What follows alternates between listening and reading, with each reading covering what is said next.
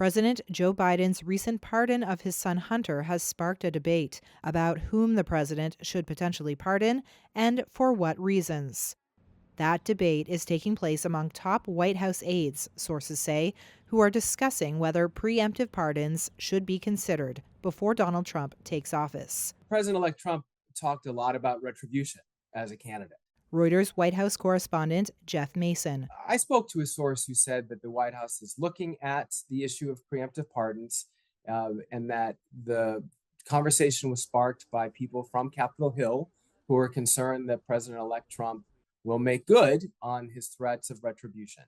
And so that has led to this discussion, which is being spearheaded by the White House counsel at Cisco, with participation as well by Chief of Staff Jeff Zients. They are looking in particular at discussing whether to issue these pardons for people who were involved in the Trump impeachment proceedings when Trump was still in office, and against those who, or for those rather, who participated in the January 6th Select Committee.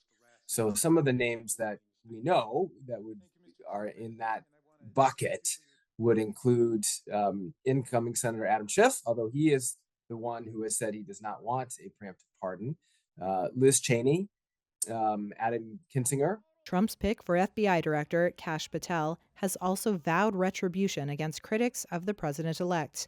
According to a senior White House official, Biden is aware of the discussions, but has not participated in the wider conversation about preemptive pardons. Any decision would ultimately be Biden's to make. The drawbacks would be the precedent that it would set, if it's even possible to do preemptive pardons, and whether or not that's something that then future administrations, including the Trump administration, might seek to apply as well. Pardons for offenses that have not yet been charged are largely untested, but the U.S. Constitution does give a president broad pardon powers.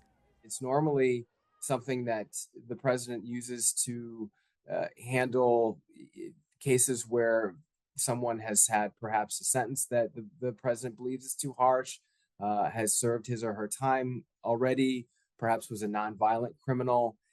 Those are things that, I should add, are also a separate bucket of pardons that President Biden and his team will be looking at as well. A growing chorus of civil rights activists and lawmakers are calling on Biden to pardon people wronged by the U.S. judicial system or serving excess terms for nonviolent offenses. Here's top Democrat Hakeem Jeffries.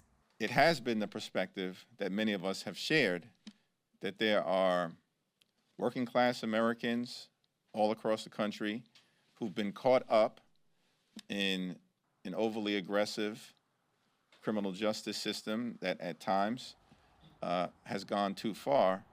The Biden administration is considering additional pardons moving forward. It's my suggestion that that is where the focus should be at this point in time.